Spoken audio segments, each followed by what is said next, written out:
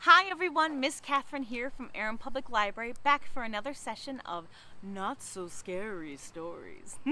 I have 2 stories to read, so let's get started right away, okay?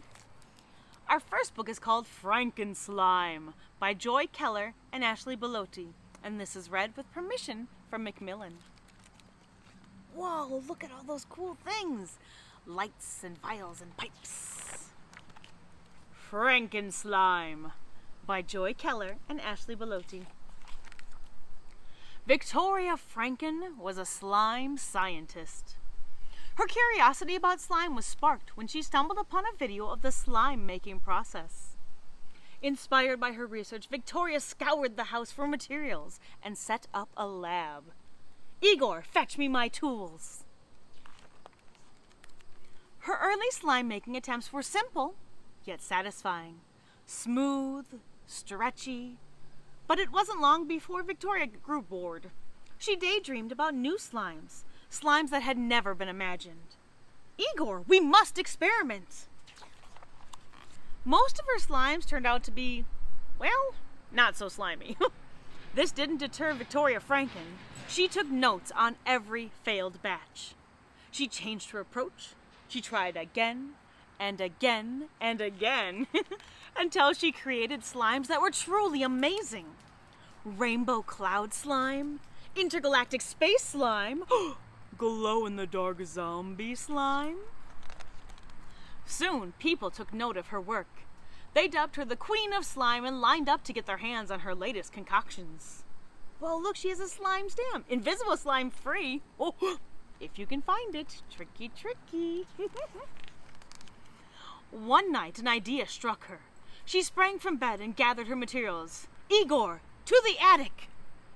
While a storm raged outside, Victoria poured and mixed and kneaded until... zap! Victoria held her breath, and Igor whimpered. The slime bubbled, then gurgled, then slithered over the top of the beaker. It's alive! Victoria could hardly believe the hideous, quivering creature she'd made. She turned and ran. Igor, come! Cursing her chemistry skills, she flew down the stairs and slammed the attic door. Safe from the slime on the other side, she sank to the ground with relief. But not for long. Look, it's going underneath the door. She tried climbing to safety. Igor, up! Oh, but her goopy monster defied gravity.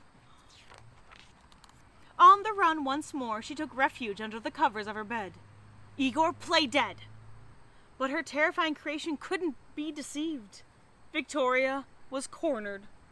What do you want from me? She cried. The slime oozed closer, a sharp object in its sticky clutches. Igor growled, Victoria cowered, and the slime reached out and handed her... Could it be? A pencil? And her notebook? Oh, how foolish of her! In all the excitement of creating the slime, Victoria had forgotten an important scientific step. Recording the recipe. It was a good thing the slime had remembered. From that day forward, Victoria had another lab partner. Goop didn't talk much, but they made an excellent team. Igor, Goop, time to experiment.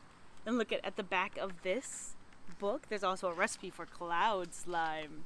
And intergalactic space slime, glow-in-the-dark zombie slime. Whoa, you could be a slime scientist just like Victoria Franken. All right, are you ready for my next story? My next book is called FRIGHT CLUB by Ethan Long, and this is read with permission from Bloomsbury. Ethan Long presents FRIGHT CLUB. It was the night before Halloween when Vladimir called one last FRIGHT CLUB meeting to go over Operation Kitty Scare.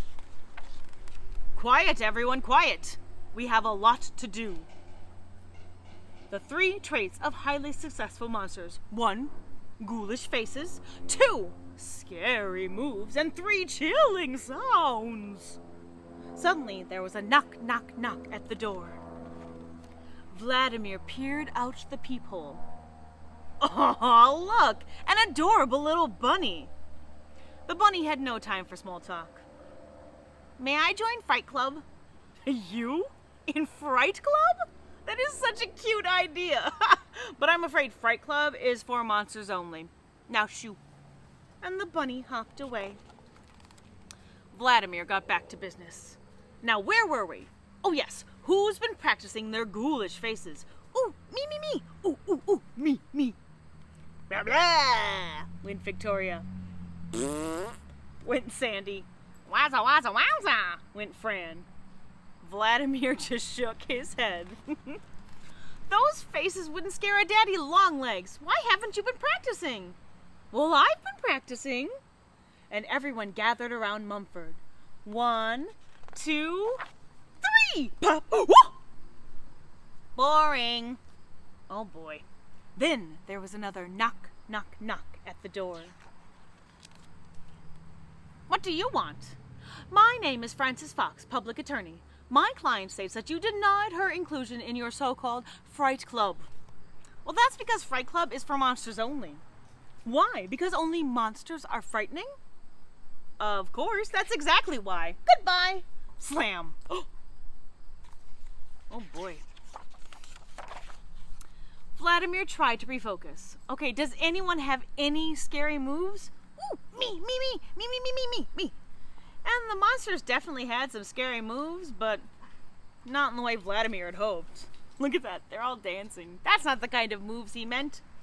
Bam, bam, bam, went the door. Hiss, moan, boo, we can scare too. Hiss, moan, boo, we can scare too. Vladimir slammed the door behind him. Well, what are we going to do? Nothing. If you ignore cute little critters, they eventually go away. But the critters did not go away. Moan. Cackle. Growl. Woo! Blah, blah, blah, blah, blah. Now may I join Fright Club? Me too. Yeah, and me.